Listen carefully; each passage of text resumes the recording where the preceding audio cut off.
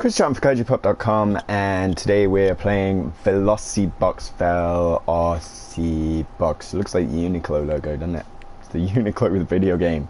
You're going to see me die a whole ton because this is an endless runner. It's a runner of the endless variety, and it's very, very difficult. As you can see, I've gotten through the tutorial and level 1, and that's it. The gimmick here is you're a box of velocity traveling at high velocity, and then you die. That's basically the deal of the game. You're moving through this tunnel at a very, very high speed, and you want to swerve through there. As soon as you touch anything, you die. You can also you can also get warnings that the battery on your controller is running low.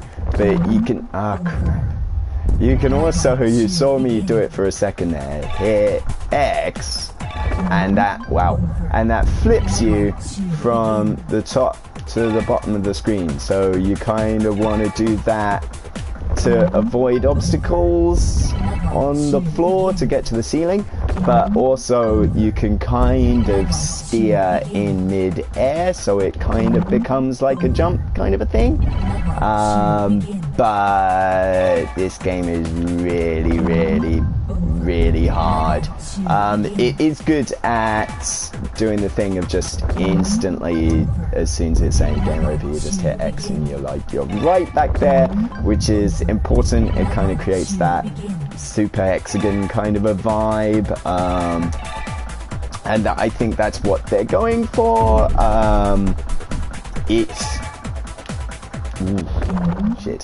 It's not quite as effective at super hexagoning as super hexagon is. I think because of the soundtrack. That's always a big thing. It's not quite as thumpy as you want a soundtrack of a game of this ilk to be. The twist here as well is that there are different levels. It is an endless runner though. These stages don't have an end. You will keep going through here forever.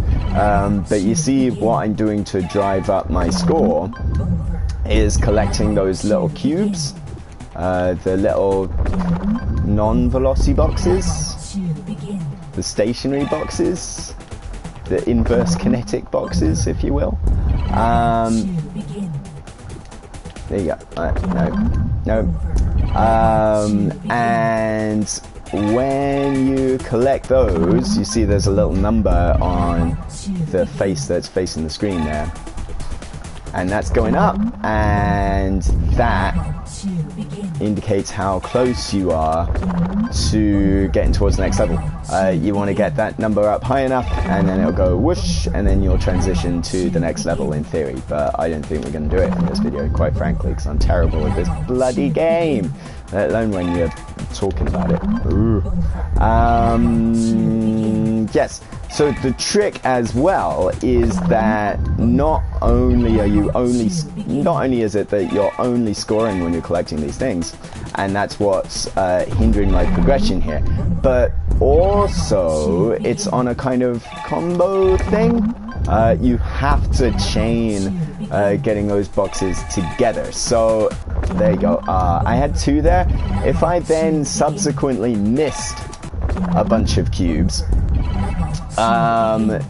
then it would drop me back down to 0, and I would just have to keep running the same stage. So in theory, there's this kind of push and pull of staying at an easier stage and getting up kind of high enough to where, getting enough cubes to where you're getting quite a few points, but at the same time not getting high enough to beat the stage, and then in theory you could just sort of sit on a low level for a long time and get your points, grind out your points that way, or sort of advance to the next stage and get a higher score at the risk of getting slaughtered. That's the theory, but I'm getting slaughtered anyway because I can't get off bloody level 2 in this game.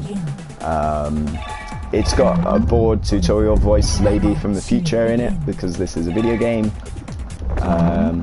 Game over. You know, where did you learn to fly? It's the same. It's good to see her still getting work in today's economy.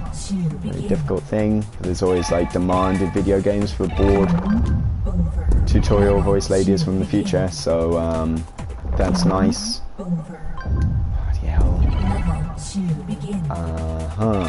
And yeah, I mean, like, this is basically it. You've probably, or I'm doing well. Oh, I was doing well there for a second. This is you've probably played this before, to be honest with you. And I've said this about, there's been a few endless runners on PS4, and the issue I have with them is that they're so sort of pick up and put down.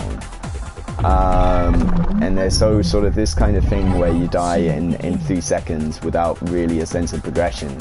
It doesn't fit the format very well.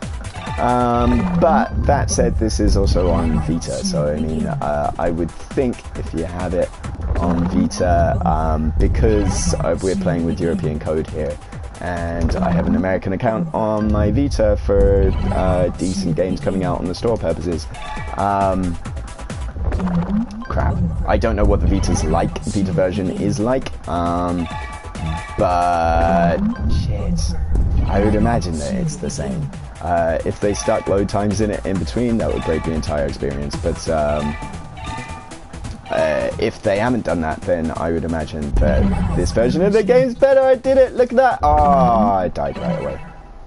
I got it to level 3 though, that was exciting. Hey, let's try this one more time. It's nice to see the colours kind of change as you go through, so it's a slightly different look to things.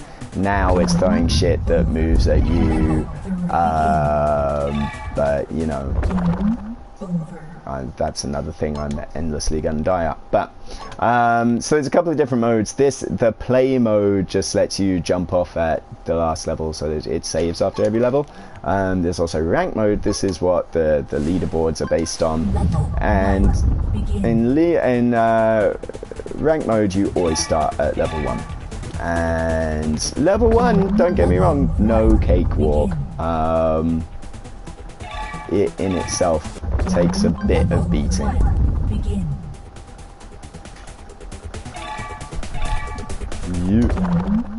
Yep. The thing is, for me, it's like the flip mechanic is instantly super disorienting. So I'm kind of loath to use it unless I absolutely have to. So I mean, it's always a matter of milliseconds after I use it that I die. Oh dear. Yeah, I mean, like, it doesn't do anything wrong or badly. It's a good one of these, but you have played countless. If you've ever played a game on your phone, you've played this.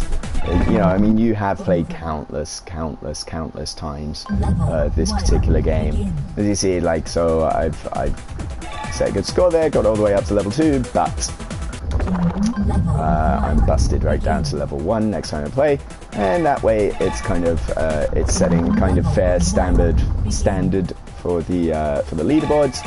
There are people with superhuman reactions that have set better scores than mine. I'll show you the leaderboards in a second. And there is, because like one go is so short, there is this kind of thing of just automatically, without you even thinking about it, stabbing the button to try again every time. There I missed some things really easily, so it's fairly easy to convince yourself, I'll do one more. But yeah, I mean, seriously, that is it. You can have a look at the leaderboards there. It's gonna, I thought for a second it was gonna screw with the it wouldn't get in touch with the servers, but there you go. 51 in the world, yeah, out of 122 ineffectively. Well, so, you know, hooray for mediocrity. I'm halfway down the leaderboard. That's not too bad. None of my friends are playing. Don't know what I'm talking about. There's some statistics you can look at. played for 20 minutes total. The average session 4 seconds, pretty short. So 258 times I played for the last 20 minutes, which is kind of crazy. Yeah, it's not bad at all, but it's kind of wholly unremarkable. I don't think it's particularly expensive, so there is that, and there's cross-buy with the Vita. I would probably say it's better as a handheld experience than a televisual one. But yeah, Velocibox, not great, not bad. It's out now. It's kind of just there. Chris Chan for KGPop.com. Thanks for watching. Bye bye.